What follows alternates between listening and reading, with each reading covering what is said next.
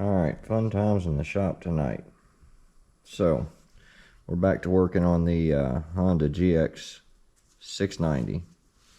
Got some new rings in and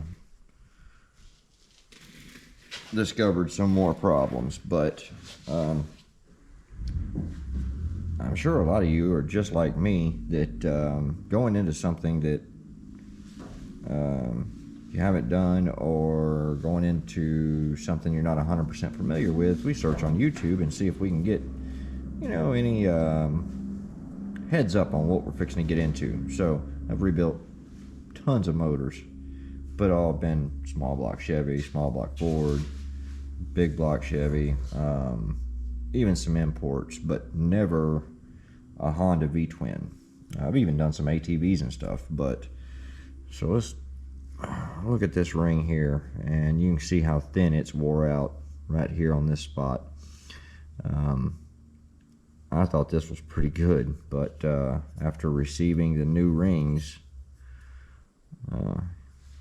you can see the difference there. They were wore out pretty bad. I mean, the thickness is unbelievable how big of a difference there is there. So yeah, dealing with this setup, being that it's not a separate head, the head and the jug are one piece, it's just a little bit different, and all the documentation on it shows putting the connecting rod on the piston, putting all your rings in, putting the piston in the jug, and then setting everything in place and let the bottom go around the crank, and then put your rod bolts on the crank. So I pulled the rod off to get ready to set everything. The orientation is very specific on these motors. The rod has to be a certain direction. The piston is marked. This goes towards your flywheel end. This little arrow does. And but the real interesting part was look at them bad boys. And yeah, so it lines up perfectly. This scratch mark lines up perfectly with the oil gallery in the crank. So a piece of trash was picked up small enough and ran through that oil gallery and into this bearing and chewed up this bearing. Fortunately, the crankshaft appears to be okay. There is one small little spot in it right by the oil, like from the oil gallery down, it maybe goes about that far. It's not much.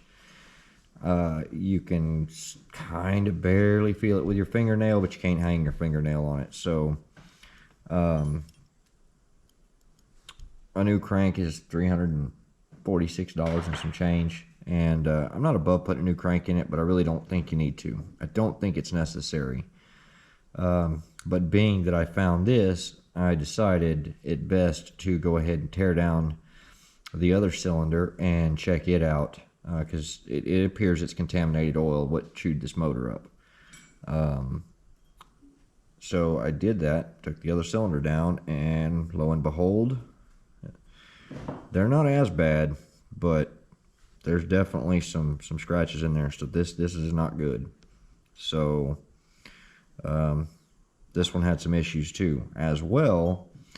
The rings were not egg-shaped like these were, but they were wore down really thin. So it still had good compression, at the point of teardown, but it was just a matter of time for that cylinder lost compression. And with that bearing, that rod bearing being bad, I figured, you know what, it's just a matter of time before it spits this one out and then just chews up the new rings and new rod bearings I put in the other cylinder. So we might as well do them both.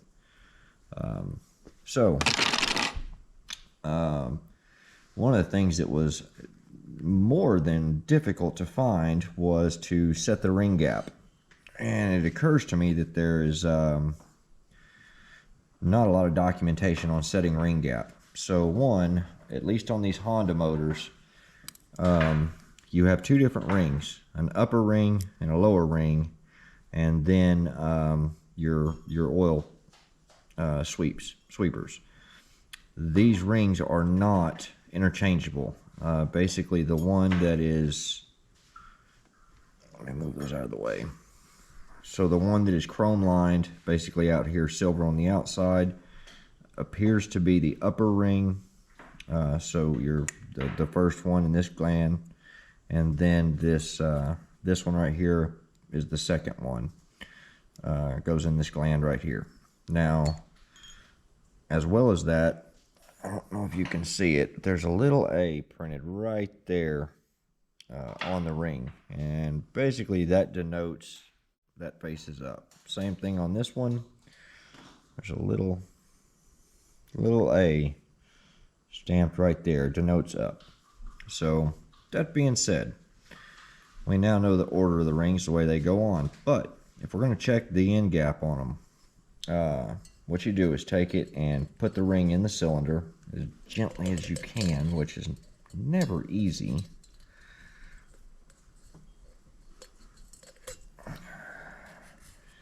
Now they want you to use the piston to set the ring flat. So basically stick that in there until it's all the way flat. Now, that gap right,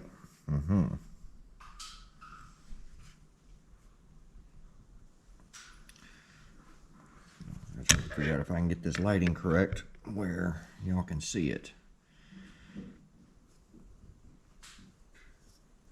So that gap right there, that gap is supposed to be a specific distance opening there.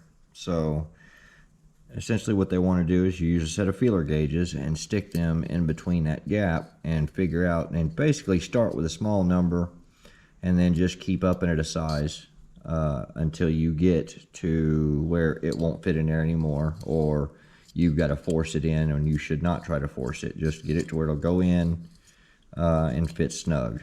This one sits at 12 thousandths, and that is the hard part, was finding that number on the internet. You find tons of information about rebuilding these motors, but none as far as the ring gap. On this particular motor, it took me a little time to find it, but the end gap on the rings, let's see, for the top ring and the secondary ring are the same, and it is 0.0079 to 0.0138. So we are at 0.012, which means we're on the looser, the wider side of that acceptable range, but we are within range.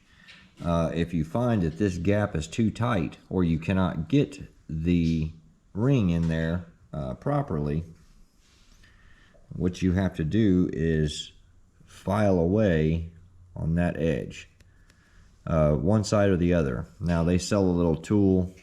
It's basically uses a cutoff wheel for like a 3-inch cutoff grinder, air powered cutoff wheel, and it's just like a table saw. It sits on a flat plate with that disc sticking up, and you can spin it up and then stick the ring in there and just grind away a little bit at a time. Basically you grind a little bit, stick it in there, check your end gap. If it's still too tight, pull it out, do it again. So back and forth. But that is the technique that I was always taught for checking ring end gap. It's pretty important. These motors are designed to have a little bit of space in them. The other part of that is whenever you place your rings onto the piston, it is important that, so here's a little trick. It is important to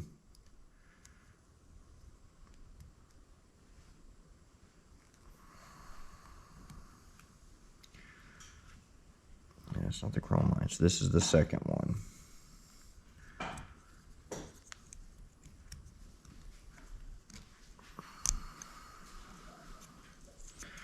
So you see you have your opening here. By the way, I've checked these rings, and I know they're all correct. So this is going to be our top ring facing up. Yeah, did we do that other one facing up? Oh, we got lucky because I didn't even check that. Okay, this one is facing up.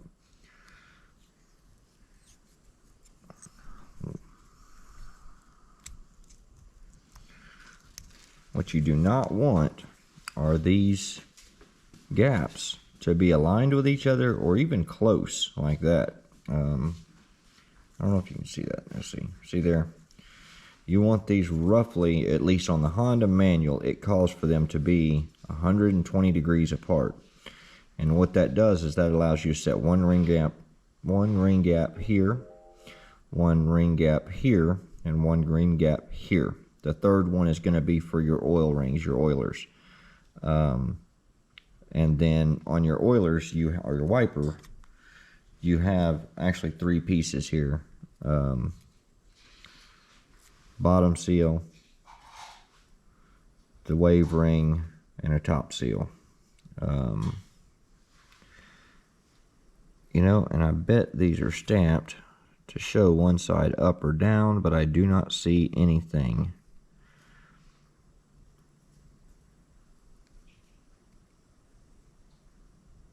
So basically, when you go to put these in, do not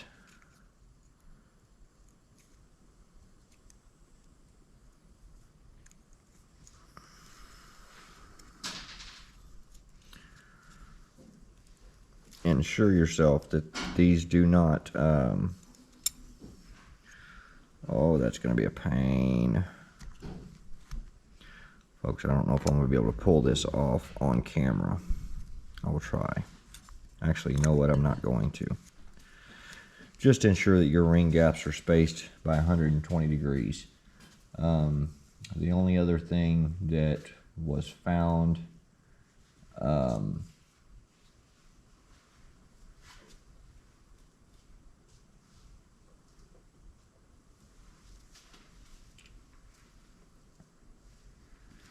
oh.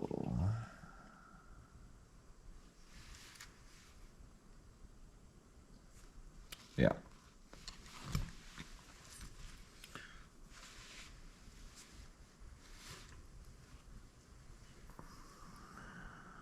So I boo-booed there.